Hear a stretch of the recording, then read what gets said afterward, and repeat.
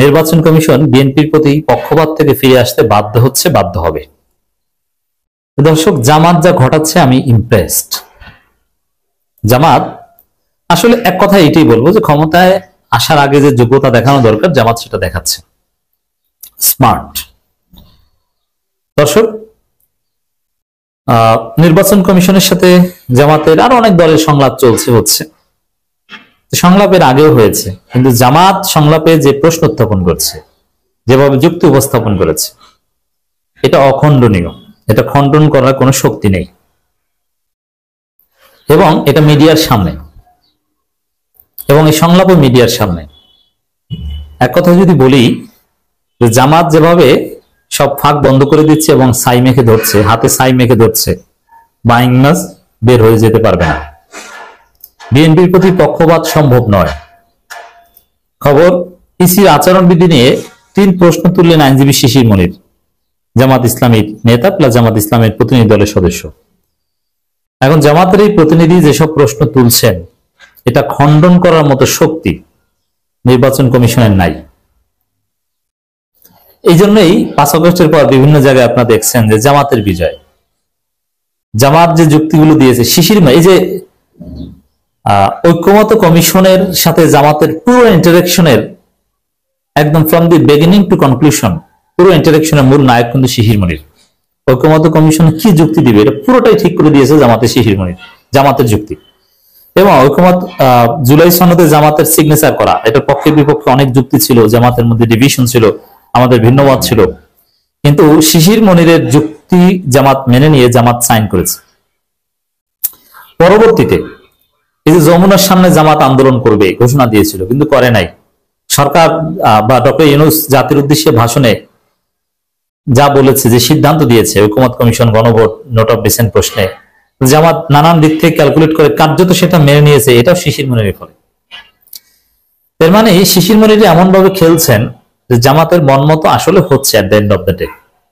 একদম মনমতো না হলে, পুরোটা হতাশ হলে তো জামাত এগুলো মানতো না, রাজপথেই থাকতো। কিন্তু না, রাজপথে জামাতের কৌশলও আছে, আবার ব্রেন দিয়ে খেলছে, যুক্তি দিয়ে খেলছে, এবং যুক্তি দিয়ে কনভিন্স করে যতটুকু আদায় করতে যাচ্ছে জামাত ইজ স্যাটিসফাইড। এটা শিশির মনিরে করছে। ঠিক তদ্রুপ নির্বাচন কমিশনের সাথে যে সংলাপ, এই সংলাপ তো আর দুধ ভাত আর চা খাওয়ার উদ্দেশ্য নয়। এই সংলাপ কার্যকর কিছু করার জন্য। তো সেই জায়গায় এই সংলাপে জামাত যে যুক্তি তুলে ধরছে, যা বলছে, এগুলোর কার্যকারিতা আছে, এগুলো যদি যৌক্তিক হয় এটা মেনে নিতে তারা বাধ্য। তো জামাত সেই পরিস্থিতি তৈরি করছে। এর মানে ইসি মানতে বাধ্য হবে। আমরা এই 3 যুক্তি নিয়ে আলোচনা করব, এবং জনমত আছে, জামাত যা বলে এটা নিয়ে যে আমরা আলোচনা করি, জনগণ ফেসবুকে লেখে, মানে তীব্র জনমত, এবং এটা যে যৌক্তিক এটা ভিভিড হচ্ছে। নির্বাচন কমিশনের উপর মাল্টি ডাইমেনশনাল চাপ পড়ছে। আসন্ন ত্রয়োদশ সংসদ নির্বাচন সামনে রেখে নির্বাচন কমিশনের ইসির সঙ্গে সংলাপে প্রণীত আচরণবিধির কয়েকটি দিক নিয়ে প্রশ্ন তুলছেন সুপ্রিম কোর্টের সিনিয়র আইনজীবী। এটা শিশির মনিরের নতুন লকব, এবং বাংলাদেশ জামাত ইসলামের প্রতিনিধি শিশির মনির। বিশেষ করে পোস্টার ব্যবহার, আচরণবিধি লঙ্ঘনের শাস্তি আরোপের এখতিয়ার এবং নির্বাচন অভিযোগ দ্রুত নিষ্পত্তির সময়সীমা নির্ধারণ না থাকায় তিনি উদ্বেগ প্রকাশ করেন। মানে এক কথায় যদি বলি, এই যেসব বিষয়ে উদ্বেগ প্রকাশ করেছে, এই প্রত্যেকটা জায়গায় বিএনপিকে কারচুপি দেওয়ার একটা সুযোগ ছিল। বিএনপি চায় এইটা, যে কারচুপি করে ক্ষমতা আসতে, নির্বাচন কমিশনের হাত পা বেঁধে সিস্টেমে ফাঁকে ফোকরে কিছু করে ফেলতে। কিন্তু না, এই জেনারেশনের জামাতে শিশির মনির আছে, এদেরকে বোকা বানানো যাবে না। আপনি কোনো ভুমসং বুঝিয়ে আইনের দুর্বলতা রেখে আপনি পার পাবেন না। নির্বাচন কমিশনের সঙ্গে সংলাপে অংশ নিয়ে তিনি এসব বিষয় তুলে ধরেন। তার বক্তব্যে নির্বাচন কমিশন আচরণবিধি অসঙ্গতিগুলো স্পষ্ট হয়ে ওঠে, এবং পুরো প্রক্রিয়া, পুরো জাতিকে একটা সঠিক পথে রাখতে পুরো সংস্কার প্রক্রিয়ায় নেতৃত্ব দিচ্ছেন, গাইড করছেন, এবং গাইডেড হচ্ছে শিশির মনিরের অসাধারণ যুক্তি। পোস্টার ব্যবহারের দ্বৈত নীতি নিয়ে যে প্রশ্ন তুলেছেন একটু আমরা দেখি। আচরণবিধি 7-এর ক উপধারায় কোন প্রকার পোস্টার ব্যবহার করা যাইবে না উল্লেখ থাকার পরও 7-এর ঘ উপধারায় পোস্টার সহ অন্যান্য প্রচার সামগ্রী ব্যবহারের উপর বিধিনিষেধ আরোপ করা ইসি দ্বৈত নীতি নিয়ে প্রশ্ন তোলেন শিশির মনির। তিনি বলেন, আগে বলছেন পোস্টার ব্যবহার করা যাবে না, আবার পোস্টার সরাতে পারবে না, এই কথা বলছেন কেন? দেখেন, আসলে উকিলের যে, আমরা তো আইনের ছাত্র, কিন্তু আমরা তো আর কোর্টে সাবমিশন করতে যাই না। তো উকিলের যে প্যাস, এটা আসলে সবার মাথায় ঢুকে না। এত বড় একটা কন্ট্রাডিকশন, এটা নির্বাচন কমিশনের কারো মাথায় ঢুকছে কিনা সন্দেহ। শিশির মনিরের মাথায় ঢুকছে, আরো কত প্রতিনিধি দল এসেছে, কারো মাথায় এই সূক্ষ্ম বিষয়গুলো কাজ করছে বলে মনে হচ্ছে না। এমনি এমনি আবরার ফাহাদ হত্যা মামলায় অভিযুক্ত এবং সাবেক আইসিটি প্রতিমন্ত্রী জুনায়েদ আহমেদ পলক সহ অনেক বড় বড় অপরাধীরা শিশির মনিরের কাছে এমনি এমনি যান না। ফাঁক ফোকর নানান বিষয় তিনি এমন ভালো বুঝেন এবং তার যে সাকসেস রেট, এই ভরসা থেকেই তার কাছে যান। এটাও একটা সুপ্রিমেসি যে তিনি জামাতের লোক, আওয়ামী লীগের মধ্যে পারলে শেখ হাসিনা সুযোগ পেলে শেখ হাসিনাও শিশির মনিরকে আইনজীবী নিয়োগ করবে, কিন্তু সেখানে তার যাবেন না। মানে শিশির মনিরের যুক্তি, তার মেধা, এটা বোঝানোর জন্য আমি এক্সাম্পলটা দিলাম। এরপর নির্বাচন ইশতেহার পাঠ বাধ্যতামূলক করা থাকে।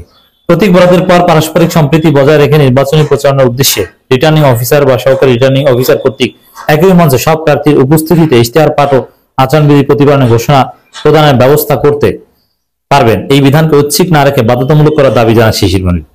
এবং শিশির মনিরদের নানান যুক্তিতে একটা অসাধারণ পরিস্থিতি, একটা ইনক্লুসিভ, একটা পিসফুল কোএক্সিস্টেন্সের বাংলাদেশ হতে যাচ্ছে, হবে, এটা মেনে নিতে বাধ্য।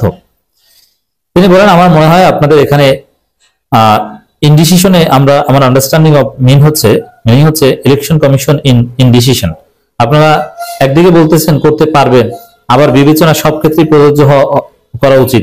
এই আলোচনা নতুন প্রজন্মের কাছে একটু উদ্ভাবনী আইডিয়া দেবে, এবার ইনোভেটিভ আইডিয়া দিচ্ছেন শিশির মনির। অভিযোগ নিষ্পত্তিতে সময়সীমা আবশ্যক। নির্বাচন পূর্ব অনিয়ম সংক্রান্ত অভিযোগের আচরণবিধি 26 দ্রুত নিষ্পত্তির জন্য সময়সীমা নির্ধারণের উপর গুরুত্ব আরোপ করেন আইনজীবী।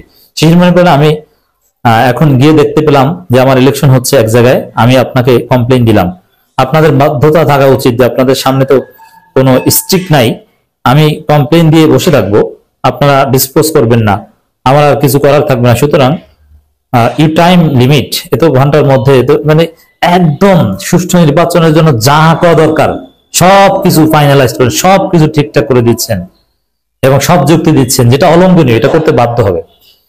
শাস্তি আরোপের এখতিয়ার নিয়ে ধোঁয়াশা। আচরণবিধি লঙ্ঘনের জন্য 6 মাসের কারাদণ্ড বা 1 লাখ টাকা অর্থদণ্ড বা উভয় দণ্ডের বিধান থাকলেও কে এই শাস্তি আরোপ করবেন, who will impose the punishment, সে বিষয়ে আচরণবিধিতে স্পষ্ট করে নির্দেশনা না থাকায় শিশির মনির ক্ষোভ প্রকাশ করেন। এবার আইনের ফাঁক ফোকর, ধান্দাবাজি করার সুযোগ কিচ্ছু থাকবে না।